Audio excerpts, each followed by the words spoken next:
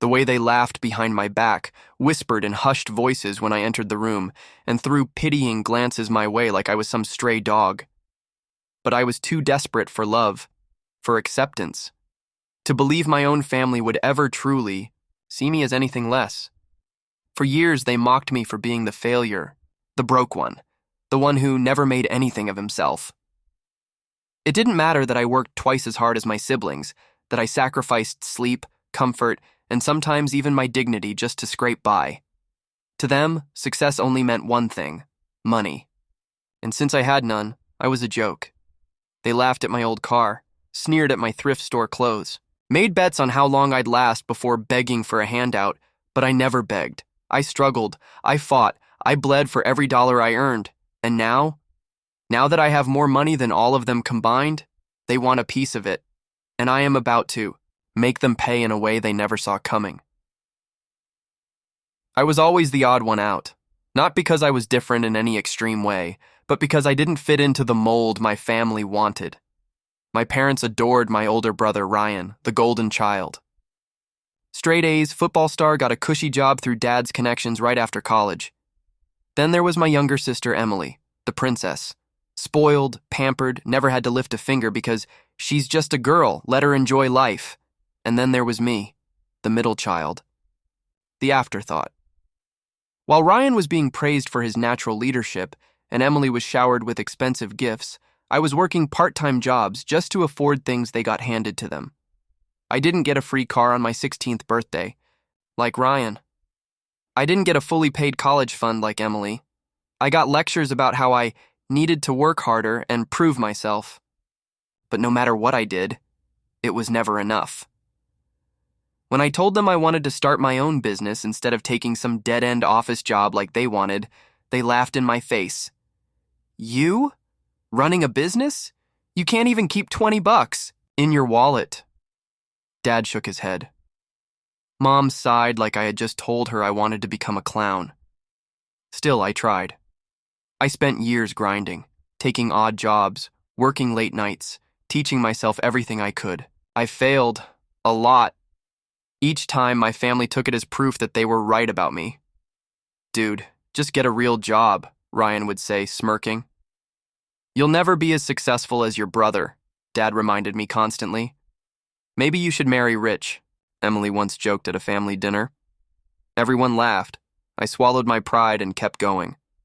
Then, one day, an opportunity came. A friend introduced me to an investor who was looking for someone with fresh ideas in e-commerce. I pitched my heart out. It wasn't a handout, it was a chance. And I took it. The business took off. Slowly at first, then all at once. Orders flooded in. I reinvested every dime. I didn't tell my family because, in my mind, they didn't care. They had already written me off. But then, everything changed. One day, I pulled up to a family dinner in a brand new car. A real one. Not the beat-up piece of junk they used to mock me for. Suddenly, their eyes widened. They started asking questions. Fake smiles, forced interest. Then, when they found out just how much money I was making, everything shifted. And that's when the fun began. At first, it was subtle. Ryan suddenly started calling me more often, asking how I was doing. Mom, who used to ignore my struggles, started talking about how family should always support each other. Even Dad, who never had anything but disappointment in his eyes when he looked at me, started acting proud, telling distant relatives how his hard-working son was now a successful businessman. It was all fake. I knew what was coming before it even happened. One evening, I got a call from Emily. She never called me unless she needed something. This time, her voice was all sugar-coated sweetness. Hey, so, listen, I kinda need a favor. I already knew what it was. She went on about how she and her fiancé wanted to buy a house. A big house, of course. The only problem? Their loan application had been denied. They needed a cosigner. Just a signature, she promised. We know you've got the money to back it up, so it's basically no risk to you. I refused, immediately. Silence. Then the mask slipped. You're seriously not going to help your own sister? She snapped. After everything our family did for you? Did for me? Like mocking me? Belittling me? Never believing in me? I was still processing that when the next betrayal hit. A week later, Ryan invited me to dinner. Just the two of us. I knew something was up, but I went anyway. Curiosity, maybe. We sat at a fancy restaurant, the kind of place they used to joke I'd never afford. He smiled, made small talk, acted like he actually cared about my life. Then, like clockwork, he slid the conversation toward money. "Listen, man," he said, swirling his whiskey glass, "I'm in a bit of a rough spot. You know how the economy is." I didn't say anything. "I was thinking," he continued, "since you're doing well, maybe you could invest in me a little, just a small loan, nothing crazy. Family helps family, right?" I stared at him. Family helps family. Where was that attitude when I was struggling to pay rent? When I needed help, even just emotional support? Where was he when I was eating instant noodles every night while he took vacations? I told him no. The friendly act vanished in an instant. "Wow," he scoffed. "You get a little money and suddenly, you're too good for your own family?"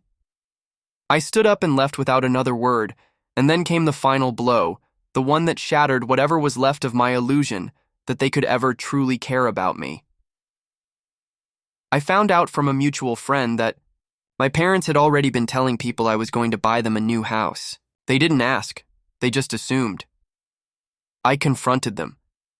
Mom gasped, acting all innocent. Dad, however, just sighed like I was being difficult. "It's the least you could do, after all we've done for you," he said. And that's when something inside me snapped. They had never supported me. They had never believed in me. And now, the only reason they wanted me around was for my money. They didn't see me as family. They saw me as a walking bank account. Fine. If they wanted something from me, they were going to learn a very brutal lesson. I could have just walked away, cut them off, let them rot in their own entitlement. But that wasn't enough. No, they needed to feel it. They needed to understand what it was like to be cast aside, humiliated, made to feel less than.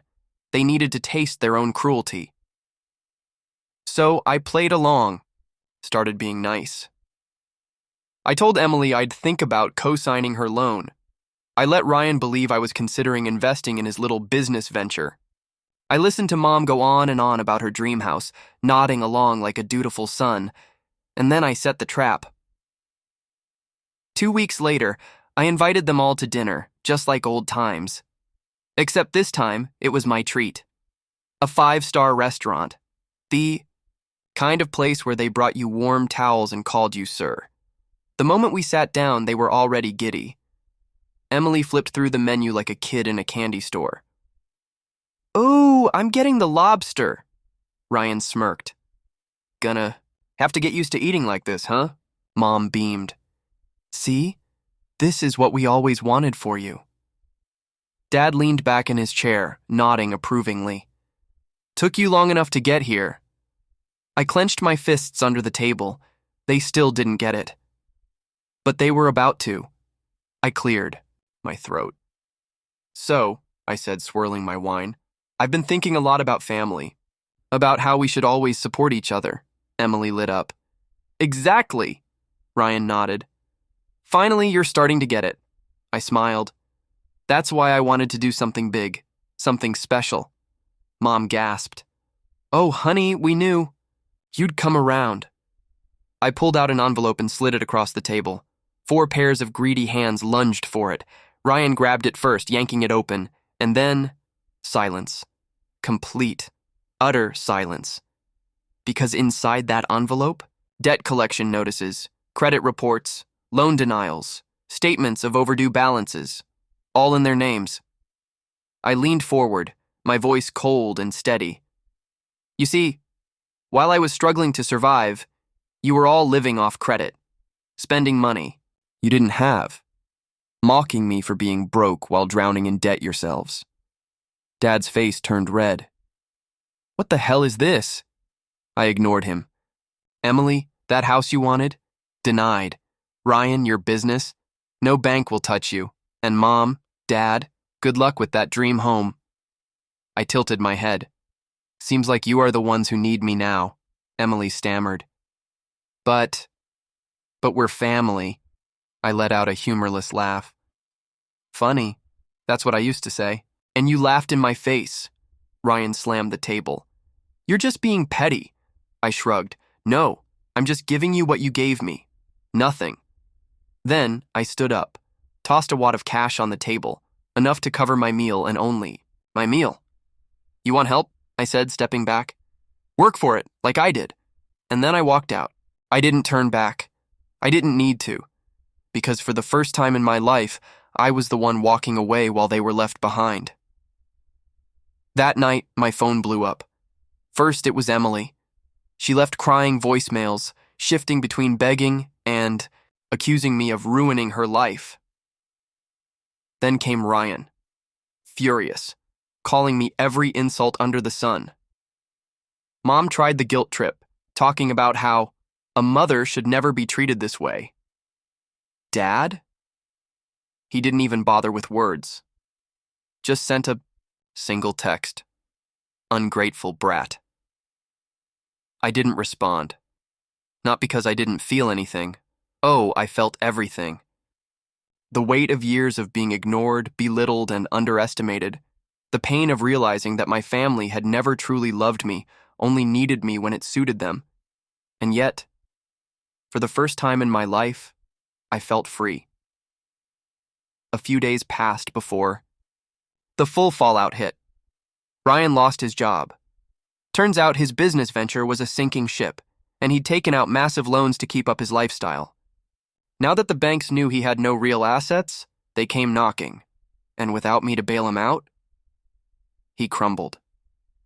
Emily's fiancé called off the wedding. Apparently, he didn't know just how much debt she was in until I forced it into the open.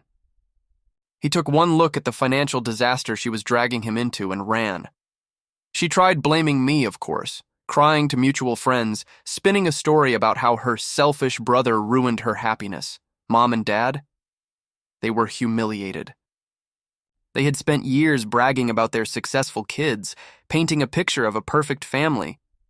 But now, their golden son was jobless, their princess was dumped, and their failure of a middle child was the only one thriving.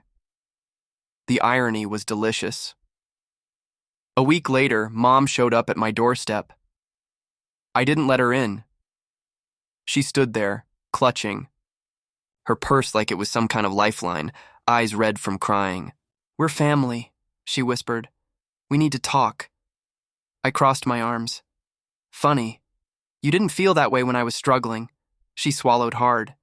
We made mistakes, I know that, but we were just trying to push you, to make you stronger. I let out a hollow laugh. No, you weren't. You just didn't care. Her face crumpled. Please, just help us a little. Just enough to... I cut her off. No.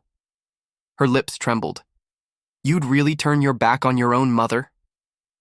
And there it was, the final play, the last manipulative trick up her sleeve. I stared at her, remembering all the times she ignored my struggles. All the times she let Ryan and Emily mock me. All the times she dismissed my dreams, my pain, me. And then I said the words I never thought I'd have the strength to say. You turned your back on me first. I shut the door. And this time, I didn't feel guilty. That was a year ago. Since then, I've built a life I never thought possible. My business is thriving. I have real friends, people who care about me, not my bank account. I travel. I wake up every day knowing I'm free. As for my family, Ryan moved in with my parents after losing everything. Emily is still struggling, bouncing from job to job, complaining to anyone who will listen about how life is so unfair. Mom and Dad, they're still pretending everything is fine, still holding on to their pride, even as their world crumbles. They don't speak to me anymore. And honestly, I'm okay with that, because in the end, I learned something important. Family isn't about blood. It's about who shows up for you when you have nothing. And when I had nothing, they showed me exactly what I meant to them. Now, they mean nothing to me.